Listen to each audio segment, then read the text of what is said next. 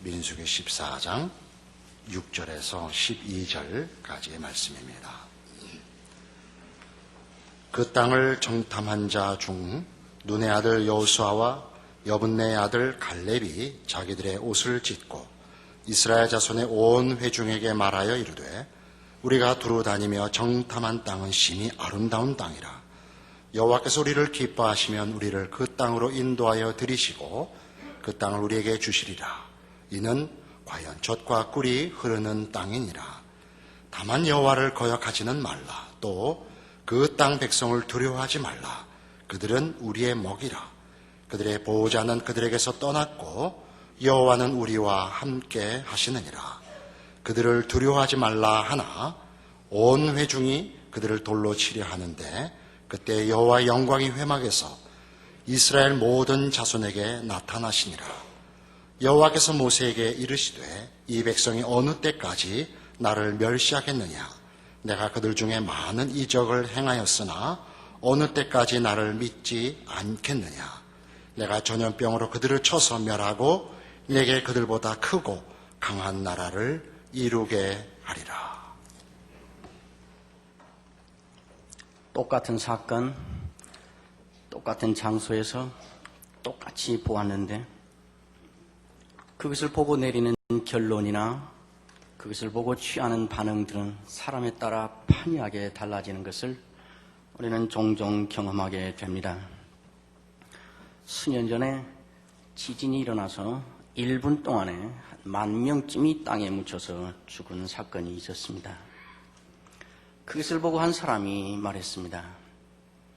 그 봐라, 아무 죄 없는 사람이 1분에 10,000명씩 이렇게 목숨을 잃는 이런 일이 있을 수 있느냐. 그러니 하나님이라고 하는 존재는 없다. 하나님이 있다면 이런 일이 있을 수 없다. 그렇게 말했습니다. 옆에 있던 다른 사람이 달리 말을 했습니다. 그 봐라, 컴퓨터 하나면 무엇이든지 할 수 있고 달나라 이제 화성에도 갈 수 있고 동물을 만들어내고 사람도 복제해낼 수 있다고 큰 소리 치지만은 단 1분 동안 땅을 흔들어 놓으니 속수무책으로 10,000명이 죽지 않느냐. 그러니 하나님 두려운 줄 알고 겸손하게 살아야 된다. 그렇게 말했습니다. 여러 차례 가출을 반복하면서 학교를 자퇴하고 부모를 속을 썩이며 밖에 나가 있던 아이가 이제 마음 잡고 다시 출발해보겠다고 집에 돌아왔습니다. 염치 없고 또 미안해서 풀이 죽어있는 아이를 보고 부모가 막말을 하며 쏘아붙였습니다. 거봐 자식아, 내 말 안 듣더니 네 인생 이제 끝났어. 자식아, 너는 이제 끝이야. 네 친구들은 벌써 다 고등학생이잖아. 비슷한 상황에 있는 다른 집의 다른 아이의 다른 부모가 그 아이를 놓고 이렇게 말합니다. 잘 왔다. 너는 이제 나빠질 대로 나빠졌으니까 지금부터는 좋아질 것밖에 없다. 학교 안 다니던 아이가 너 1년에 한 달이라도 학교 다니면 한 달 다닌 만큼 좋은 것이고, 학교 가서 꼴등하면 너는 지금까지 등수도 없던 사람인데 등수라도 생겼으니까 그만큼 좋아진 것이다. 너는 이제 앞으로 좋아질 것밖에 없다. 똑같은 사건에 똑같이 보고, 그러나 반응은 극단적으로 달라졌습니다. 여러분들은 자신을 이런 교회에 한번 의식적으로 살펴보시기 바랍니다. 나는 그런 일들에 대하여 주로 어떤 반응을 나타내며 어떤 결론을 내리는 경향이 있는 사람인가? 그리고 내가 주로 그런 결론을 내리고 그런 반응을 취하는 이유는, 근거는 주로 무엇인가? 오늘 우리가 읽은 이 본문은 똑같은 일을 똑같은 현장에서 똑같이 보았으나 그 일에 대하여 반응은, 취하는 태도는 극단적으로 다른 반응을 나타냈던 사람들의 현장을 생생하게 보여주는 매우 중요한 사건입니다. 하나님께서 430년 동안 종로로 다던 이스라엘 백성을 애굽에서 건져내셔서 건져내기 전에 이미 모세를 통하여 내가 너희의 우고를 보았고 너희의 울부짖는 소리를 들었고 너희의 슬픈 통곡 소리를 들었다. 너희의 압제를 내가 알고 있다. 그래서 이제 내가 내려와서 너희를 건져내어 젖과 꿀이 흐르는 땅, 크고 광대한 땅, 아름다운 땅에 내가 너희를 데리고 가서 이르려 하노라. 이 선언과 함께 애굽에서 이 백성을 건져냈습니다. 그리고 광야길을 갔습니다. 그곳을 향하여 가고 있는 것입니다. 그렇게 해서 떠난 광야길 2년 어간이 되었을 때였습니다. 바란 광야라고 하는 곳, 가데스 바네아라는 곳에 이르렀습니다. 백성들이 모세를 찾아왔습니다. 우리가 지금 젖과 꿀이 흐르는 땅으로 간다 하는데, 크고 좋은 땅, 아름다운 땅으로 간다 하는데 그걸 어떻게 알 수 있습니까? 우리가 가봐야 알지 않겠습니까? 이제 가까이 왔으니 가서 확인해 봐야 되지 않겠습니까? 하고 요청을 했습니다. 하나님께서 그리 데리고 간다고 하셨으니 그냥 결국 가는 줄 알고 그냥 따라가면 좋으련만 내가 확인해 봐야겠다고 와서 요청을 한 것입니다. 하나님의 심기가 상당히 불편했을 것 같아요. 그런데 하나님께서는 모세를 향해서 원하는 대로 해줘라. 그 12지파의 두령들을 뽑아서 원하는 대로 확인하게 해줘라 그랬습니다. 그래서 시작된 것이 우리가 읽은 14장 바로 앞에 있는 민수기 14장 13장 1절부터 있는 이야기입니다. 12지파의 두령급들, 그러니까 매우 지도력이 있는 그런 사람들을 하나씩 뽑았습니다. 그래서 12사람을 정탐을 하도록 보냈습니다. 모세가 여러 부탁을 하면서 마지막에 너희의 마음을 담대히 하라 하는 의미심장한 경고와 부탁을 붙여주면서 가도록 했습니다. 그래서 12사람이 길을 떠났습니다. 남쪽 끝에서부터 북쪽 끝까지를 다 정탐을 했습니다. 남쪽 끝에서 북쪽 끝이 160km쯤 되는 길입니다. 젊은 사람들이 일주일이면, 아무리 산악지역이라 해도 일주일이면 통과해서 갈 수 있는 길입니다. 그런데 12사람이 40일을 정탐을 했습니다. 12사람이 편을 갈라서 A조는 남부지방, B조는 중부지방, C조는 북부지방 이렇게 간 게 아니고 12사람이 처음부터 끝까지 같은 통로로 같은 시간에 같이 움직였습니다. 40일을 보았으니까 매우 세밀하게 다 보았다는 이야기입니다. 그리고 이들이 돌아왔습니다. 돌아와서 모세와 아론을 모셔놓고 백성들을 모아놓고 이제 정탐, 귀국 보고회를 갖습니다.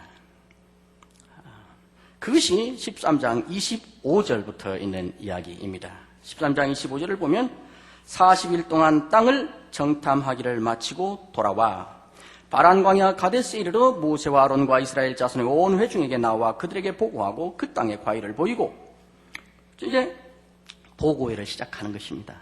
그 12사람 가운데에 대표격인 한 사람이 요즘 말로 말하면 아마 프레스센터에 의자 쭉 놓고 갔다 온 12사람 딱 앉아있고 여기 이제 여러분 앉아 계시고 모세도 여기 있고 아론도 여기 있고 마이크를 잡고 보고회를 시작하는 것입니다. 그 보고회를 합니다. 그 과일을 먼저 이렇게 보여주면서 26절 바란 광야 가데스에 이르러 모세와 아론과 이스라엘 자손의 온 회중에게 나와 그들에게 보고하고 그 땅의 과일을 보이고 27절 모세에게 말하여 이르되 당신이 우리를 보낸 땅에 간즉 과연 그 땅에 젖과 꿀이 흐르는데 이것은 그 땅의 과일입니다. 다 보고를 시작합니다. 그 땅에 가셨습니다. 갔더니 정말 젖과 꿀이 흐르는 땅입니다. 정말 좋은 땅입니다. 듣던 대로입니다 하고 사실을 다 말합니다. 그리고 과일을, 이것이 그 땅의 과일입니다 하고 실물도 보여주고 있습니다. 이렇게 말하는데 아무도 이의가 없습니다. 다 맞는 말이라 그 말이지요. 젖과 꿀이 흐르는 땅입니다. 이러이러합니다. 이렇게 말하는데 아닙니다. 그건 사실이 아닙니다. 이렇게 말하는 사람이 없어요. 다 동의를 하며 듣고 있습니다. 그 사실을 쭉 말하며 가는데 갑자기 그 말에 이제 내용이 달라지기 시작합니다. 28절이면 그러나 그렇게 시작합니다. 본문에는 이 그러나라는 말이 매우 강조되어 있습니다. 그러나 그 땅 거주민은 강하고 성읍은 견고하고 심이 클 뿐 아니라 거기서 안악 자손을 보았습니다. 그래요. 여러분, 그 땅 거주민은 강하고 성읍은 견고하고 심이 크대다. 이 말이 사실의 보고일까요? 아닐까요? 여러분들이 오늘 이제 예배를 끝나고 가셔서 이제 예배를 끝나고 가시면 들은 말씀을 이제 가져가고 나눠야지 그 말씀을 한 설교자를 가지고 말을 하는 건 좋지 않아요. 그러나 예를 들어서 오늘 정목사라는 이가 설교를 했는데 키도 도토리만 하고 사람이 좀 그렇더만 그 뭐 사실은 아니지만은 여러분들이 가서 그렇게 말씀하실 수 있습니까? 없습니까? 있지요. 그러나 또 다른 분은 오늘 정목사라는 이가 설교를 했는데 키도 그만하면 적지 않고 사람도 괜찮아 보이더만 이렇게 말할 수 있어요? 없어요? 있지요. 뒷부분이 사실일 확률이 훨씬 더 많습니다. 그 땅에 갔더니 그 땅 거주민은 강하고 성읍은 견고하고 심이 크대다. 이거는 그 땅에서 본 사실을 말하는 것이 아니고 그 사실을 말하다가 이제 어디로 옮겨간 것입니까? 그 사실에 대한 해석을 말하는 대로 옮겨간 것입니다. 그렇죠? 해석이에요, 이건 그 사람이. 그 사람 키가 168입디다. 이건 사실이에요. 그 사람 키 별거 아니더만. 이거는 해석이에요. 그렇잖아요. 이 말을 시작하자 듣는 사람들 회중 사이에 소요가 일어나기 시작했습니다. 여기저기서 웅성웅성한 것 같아요. 왜냐하면 그 다음에 보면 갈렙이라는 사람이 나서서 말하는데 백성을 조용하게 하고 말했다 한 거 보니까 이 말을 시작하자 백성들이 여기저기서 웅성웅성하고 소요가 일어나기 시작한 것입니다. 무슨 말로 웅성했을까요? 다 틀렸구만. 이제 가면 다 죽었구만. 우리는 못 가겠구만. 뭐 이런 식에서 웅성웅성해진 거예요. 그러자 분위기가 그렇게 되자 한 사람이 아닙니다 하듯이 마치 이해 있습니다 하고 마이크를 뺏어가듯이 한 사람이 손을 들고 뛰쳐나왔습니다. 그게 갈렙이라는 사람이었습니다. 그게 30절이지요. 갈렙이 모세 앞에서 백성을 조용하게 하고 말하기를 우리가 곧 올라가서 그 땅을 취하자 능히 이기리라. 아닙니다. 그렇지 않습니다. 가면 우리가 이깁니다. 갑시다. 빨리 갑시다. 가야 됩니다. 이렇게 말한 거예요. 그러자 의견 대립이 생겼습니다. 그러자 앞에서 말했던 그룹에서 한 사람이 가만히 있어! 이 자식 뭘 한다고. 그리고 다시 마이크를 확 뺏어가요. 어디 써 있는가? 안 써 있지만 보면 알아요. 31절. 그와 함께 올라갔던 사람들은 이르되 갈렙의 말을 정면으로 받아치는 것이지요.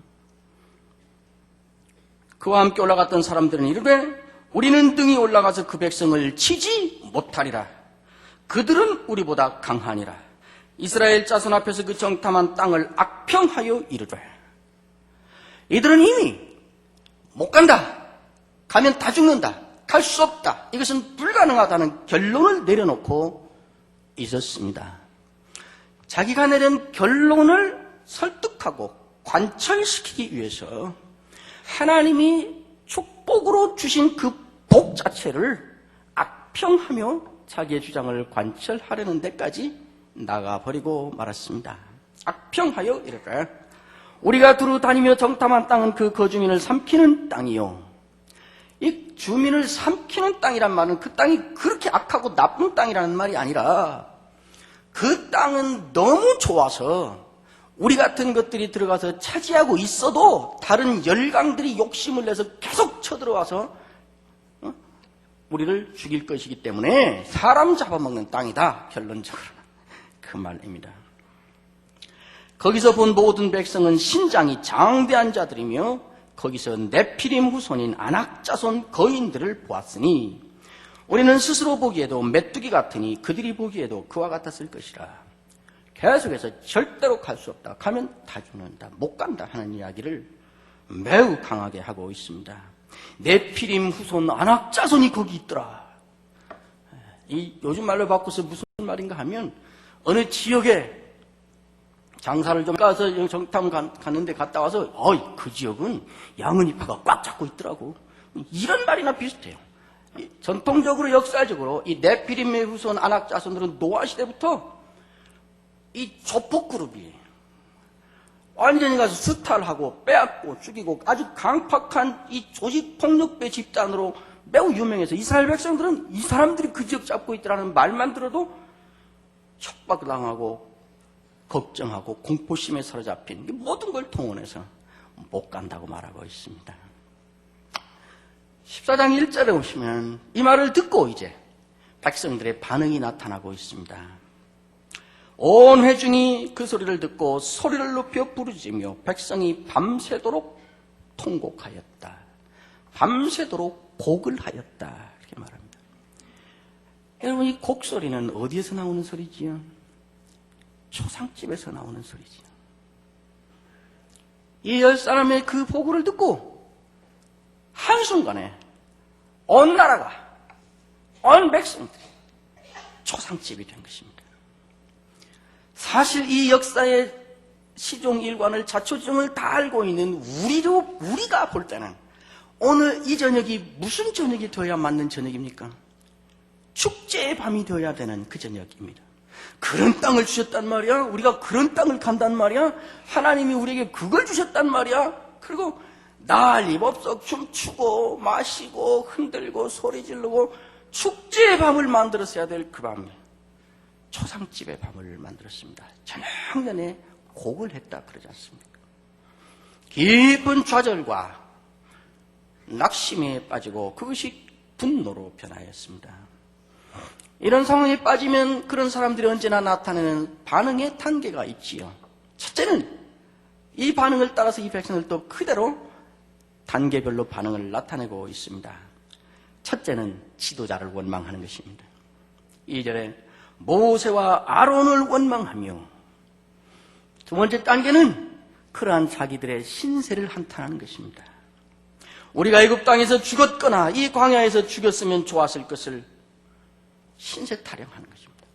그 다음에 세 번째 단계는 그런 지도자를 세워주신 하나님을 원망하는 것입니다. 하나님이 어찌 저런 지도자들을 우리에게 주어가지고 우리가 이렇게 되게 만드는가. 그리고 마지막 네 번째 단계는 이제 아무도 믿을 수 없다. 우리 인생은 우리가 책임져야 한다. 우리 갈 길은 우리가 찾아가야지. 누구에게 믿었다가 큰일 난다. 자기가 자기 인생의 주인이 되고 자기가 하나님의 자리에 올라가는 단계에 올라가게 됩니다. 그대로 하고 있습니다. 4절에 보면 마지막에 이에 서로 말하되 우리가 한 지휘관을 세우고 애굽으로 돌아가자. 백성들이 이렇게 됐습니다. 많은 사람들이 이 백성들은 억울하다. 10사람이 지도자를 잘못 만나가지고 그들 때문에 지도자 잘못 만난 죄로 이 백성들은 이렇게 됐고 그래서 결국 광야에서 다 죽어야 되는 이러한 불행을 맞게 됐다. 옳습니다. 어떤 점에서 일리가 있습니다. 지도자가 중요하죠. 그러나 한편 돌아서 생각하면 정말 이 백성들은 이런 태도를 보인 이 백성들은 억울하기만 한 것인가? 원통한 것인가? 그렇지 않습니다. 하나님이 우리를 젖과 꿀이르는 땅, 크고 광대한 땅, 아름다운 땅으로 이끌어 가신다. 그리 가기 위하여 하나님은 지금까지 우리에게 이 많은 기적을 행하셨고 우리 편이신 증거를 이렇게 보이셨다. 하나님이 우리에게 주신 약속은 그 땅에 우리를 집어넣으신다는 것이었다 하는 것은 하나님이 모세하고 아론만 또 이렇게 불러서 귓속말로 너희들만 알고 있어. 사실은 그리 가는 거야. 이렇게 말한 것이 아니고 서두에 말씀드린 것처럼 출애굽하기 이전에 이미 온 백성에게 공포한 이것은 모두가 알고 있는 사실이었습니다. 10사람이 그렇게 말할 때 이 백성들이 잠깐만 멈추어서 조금만 생각을 했어도 이건 아니잖아. 하나님이 우리에게 하신 약속은 그게 아니었잖아. 저건 지금 하나님을 바라보며 그 언약을 근거로 하는 말이 아니잖아. 저건 잘못 말하는 거잖아 하고 금방 알 수 있는 이야기였습니다. 백성들은 그걸 하지 않은 것입니다. 신앙이란 게 무엇인가? 이 상황에서 하나님은 무엇을 원하실까? 나에게 주신 하나님의 약속은 무엇인가? 하나님의 역사의 진행의 원리는 무엇인가? 하나님은 그 말씀하신 것을 어떻게 하시는 분인가? 하는 것을 조금만 생각했어도 그 10사람의 말에 이 백성이 이렇게 부활회동돼서 이런 반응을 나타내지 않을 수 있었습니다. 백성의 책임이 컸습니다. 어쨌든 모든 나라가 모든 백성이 이렇게 돌아서버리고 말았습니다. 그러자 이때 두 사람이 소리를 지르며 뛰쳐나왔습니다. 모세와 아론은 모든 것을 하나님께 맡긴다는 심정으로 땅에 엎드리고 있고, 같이 갔던 12사람 중에 두 사람이 옷을 찢으며 소리를 지르며 부르짖으며 뛰쳐나왔습니다. 그것이 여호수아와 갈렙이라는 사람이었습니다. 거기가 여러분이 우리 오늘 읽은 6절부터 있는 이야기입니다. 그 땅을 정탐한 자 중 눈의 아들 여호수아와 여분네 아들 갈렙이 자기들의 옷을 찢고 이스라엘 자손의 온 회중에게 말하여 이르되, 우리가 두루 다니며 정탐한 땅은 심히 아름다운 땅이다. 사람 잡아 먹는 땅이 아니다. 8절, 여호와께서 우리를 기뻐하시면 우리를 그 땅으로 인도하여 들이시고 그 땅을 우리에게 주시리라. 이는 과연 젖과 꿀이 흐르는 땅이니라. 다만 여호와를 거역하지는 말라. 또 그 땅 백성을 두려워하지 말라. 그들은 우리의 먹이라. 우리가 그들의 메뚜기가 아니라 그들이 우리의 먹이다. 그들의 보호자는 그들에게서 떠났고 여호와는 우리와 함께 하시느니라. 그들을 두려워하지 말라. 매우 위험한 일이지요. 그 시대를 지배하고 있는 큰 흐름을 형성하고 있어서 이미 거역할 수 없는 대세가 되어버린 그 시대의 흐름을 단 두 사람이 거역하고 있는 것입니다. 아니나 다를까, 그 소리를 들은 백성들이 돌을 쳐서 이 두 사람을 쳐 죽이려 했습니다.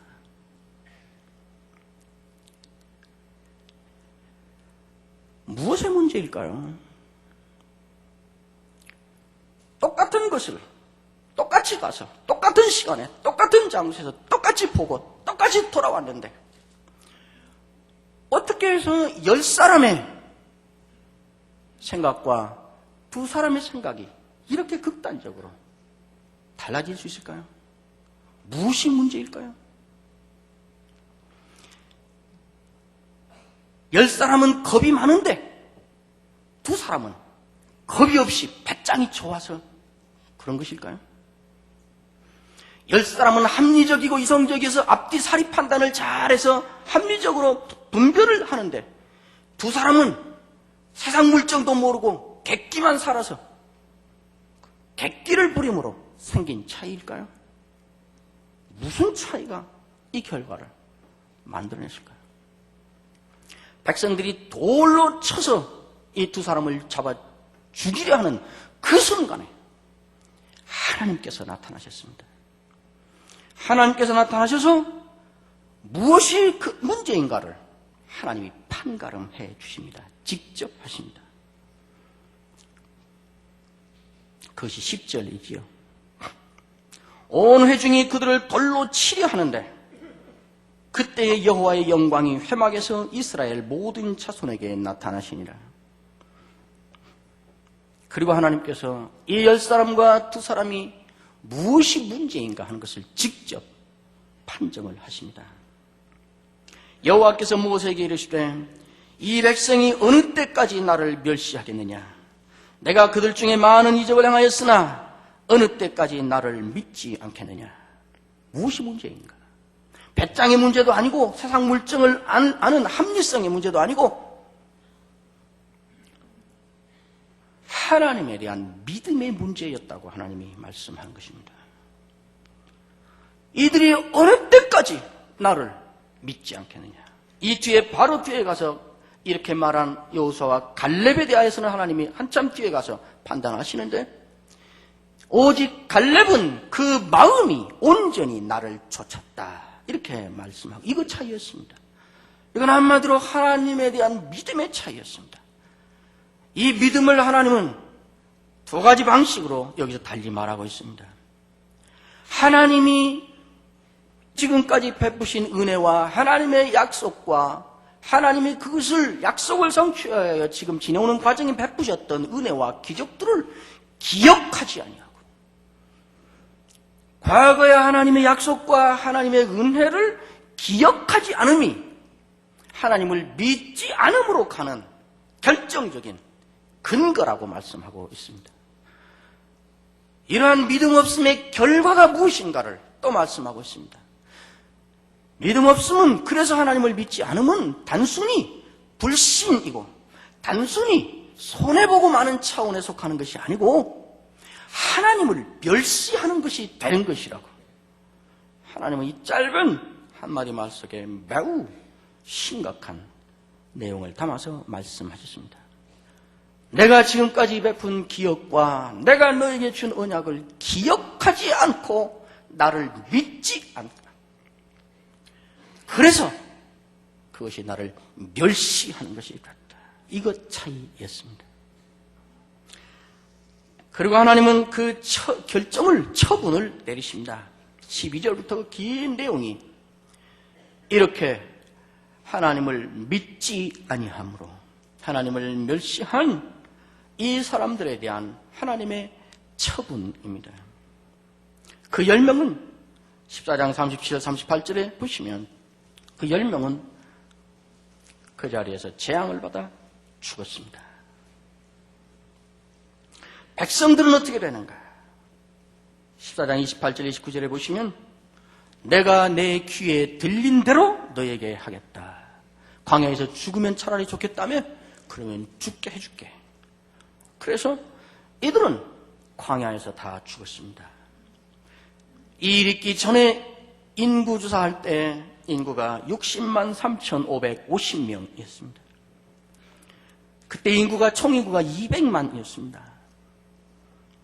20세 이상 가서 전투를 할 수 있는 사람이 60만 3,550명. 거기 20세 이상 부녀자들 합치면 한 120만 명. 이 이후에 38년 동안 애들은 광야를 뱅뱅 돕니다. 이 120만 가까운 이 사람들 죽기를 기다리며 광야를 돕니다. 38년 동안 120만이 죽으면 도대체 하루에 몇 명씩 장례를 치는 거예요? 매일매일 하루에 평균 80명 내지 90명의 장례식을 치르며 38년을 겪어야 했습니다. 매일매일 하나님을 기억지 아니하고 하나님을 믿지 아니한 삶의 결과가 무엇인가를 그들은 매일매일 장례를 치르며 현장에서 배워야 했을 것입니다. 그 역사는 어떻게 되는가? 14장 33절 34절에 보시면 너희가 40일을 정탐하고 그렇게 했는데 그 하루를 1년으로 계산해서 40년 동안을 지체하겠다 그랬습니다. 2주면 성취할 역사를 2주면 끝날 역사가 40년, 38년 더 합치면 하여튼 40년 역사가 지연된 것입니다. 30살에 끝났을 일을 60이 되어서야 하는 경우도 있습니다. 역사가 지연된 것입니다. 그러면 하나님께서 너희가 나를 믿지 아니하였다. 그 믿지 않았다는 말로 요약된 현장에서의 실제적인 내용은 무엇인가? 저들이 우리는 믿지 않을 거야 하고 소리를 통해내고 안 믿는다 뭐 이렇게 한 것인가? 뭘 보고? 하나님은 구체적으로 이들의 어떤 동작을 보고 어떤 모습을 보고 하나님은 너희가 나를 믿지 않았다 라는 것으로 요약을 해냈는가? 이것이 중요하지 않겠어요? 이들은 우리는 하나님을 믿지 않는다, 하나님은 믿을 수 없다 이런 말 한 적이 없습니다. 그냥 그 현장에서 어떤 판단을 가지고 어떤 모습으로 산 것뿐입니다. 그런데 그 모습을 보고 하나님은 너희들이 믿음이 나에 대한 믿음이 없고 그 원인은 내가 너희와 맺은 관계를 기억하지 않고 그래서 결과적으로 너희들은 의식하였지 했든지 하지 않았든지 나를 멸시했다고 그렇게 말씀한 거예요. 그럼 그게 뭘까요? 이 10사람과 이 두 사람은 현장에서 실질적으로 무엇이 근본적으로 다른 걸까요? 이들이 한 말을 보면 우리가 알 수 있습니다. 이 사람들이 못 간다. 우리는 가면 다 죽는다. 갈 수 없다. 절대로 못 간다. 하나님이 아무리 그 땅에 우리를 들여놓겠다 했지만은, 그 땅 우리 것이다 주겠다 했지만은 우리는 갈 수 없다 라고 결론을 내린 근거가 무엇이었습니까?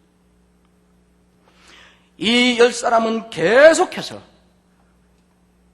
그들과 우리를 비교하고 있습니다.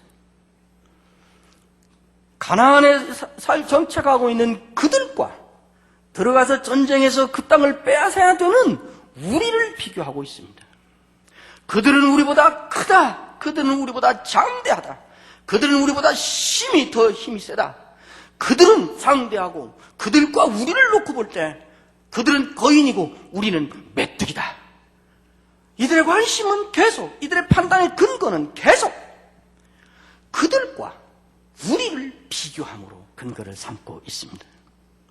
여러분, 우리가 해결해야 되는 문제와 그 문제를 해결해야 될 우리를 맞대어 놓고 비교하면 우리는 언제나 메뚜기입니다. 여러분, 그거 아세요? 자, 설교를 한번 이렇게 하려 하면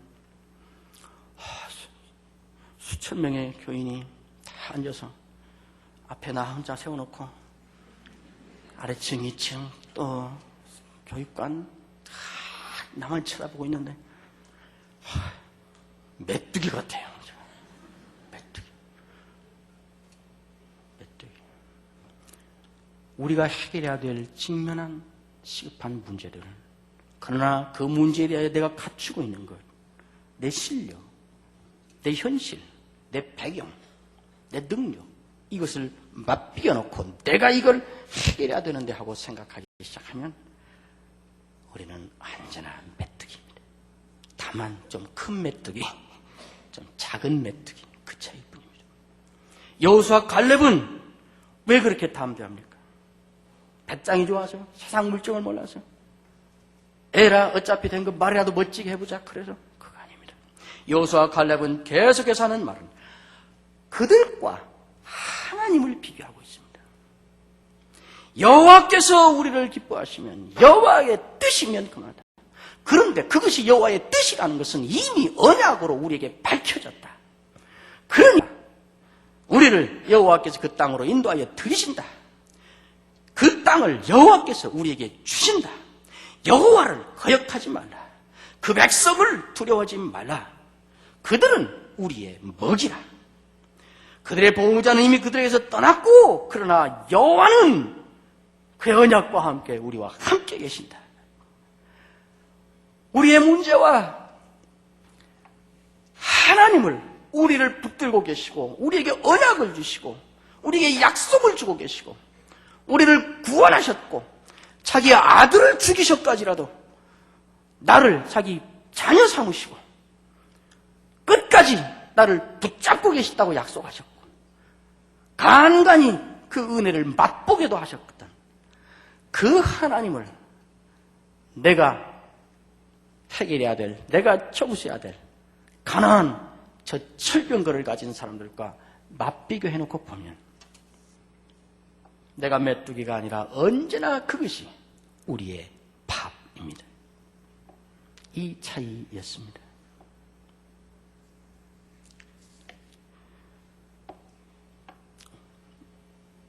우리에게 필요한 것은 더 많은 지식이 아닙니다. 우리에게 더 많은 정보나 더 많은 자료가 필요한 것이 아닙니다. 더 많은 기적이 필요한 것이 아닙니다. 우리에게는 더 많은 믿음이 필요합니다. 이 믿음은 하나님 편에 서는 것이고, 하나님을 붙잡는 것이고, 하나님을 앞세우는 것이고, 하나님의 눈으로 내 현장을 보는 것이고, 하나님의 약속에 나의 현실을 맡기는 것이고, 하나님을 신뢰하는 것이고, 앞뒤 분간이 안 될 때에도 하나님을 신뢰하기 때문에 하나님께 순종하기로 하는 것입니다. 이것을 믿음이라고 하는 것입니다. 오늘 이 사건에서 말씀하는 믿음이라고 하는 것은 거창한 것이 아닙니다. 무슨 순교하는 사명감을 말하지 않습니다. 내 현실의 삶 속에서 어려운 문제의 현실에 부딪혔을 때 그 문제와 나를 맞비교하는 것이 아니라 그 문제와 하나님을 비교하는 것을 이 본문은 믿음이라고 말하고 있습니다. 왜 그렇게 할 수 있는가? 왜 나와 내 문제가 아니라 내 문제와 나의 하나님을 맞비교할 수 있는가? 하나님을 신뢰하기 때문에, 하나님이 내게 베푸셨던 은혜를 기억하고 여전히 그 은혜를 내게 베푸실 것을 믿기 때문에, 하나님이 내게 주신 언약을 확신하고 신뢰하기 때문에 그런 믿음을 갖게 된 것입니다. 하나님의 역사는 다수결에 의해서 진행되지 않습니다. 하나님의 역사는 시대의 대세에 의해서 진행되어 가지 않습니다. 하나님의 언약을 기억하고 하나님을 믿는 사람, 하나님의 편에 서고 하나님의 눈으로 역사를 보고 하나님을 신뢰하는 믿음의 사람, 그 마음이 온전히 하나님을 좇는 믿음의 사람들을 통해서 하나님은 당신의 역사를 계속 진행해 나가십니다. 하나님의 언약을, 그 은혜를 기억함으로 하나님을 믿는, 그래서 하나님의 역사가 진행되는 데에 배제되는 사람이 아니라 그 역사를 끌고 가는 여러분과 여러분의 자녀와 우리 교회가 되기를 주의 이름으로 축원합니다. 기도하겠습니다. 하나님 참 감사합니다. 우리에게 주신 언약이 감사하고 우리에게 베푸신 그 크고 작은 은혜들이 감사합니다. 그 언약과 그 은혜들이 기억되게 하시는 것을 감사합니다. 우리의 믿음 없음을 불쌍히 여기시고 우리에게 믿음을 더하여 주옵소서. 예수님의 이름으로 기도하옵나이다. 아멘.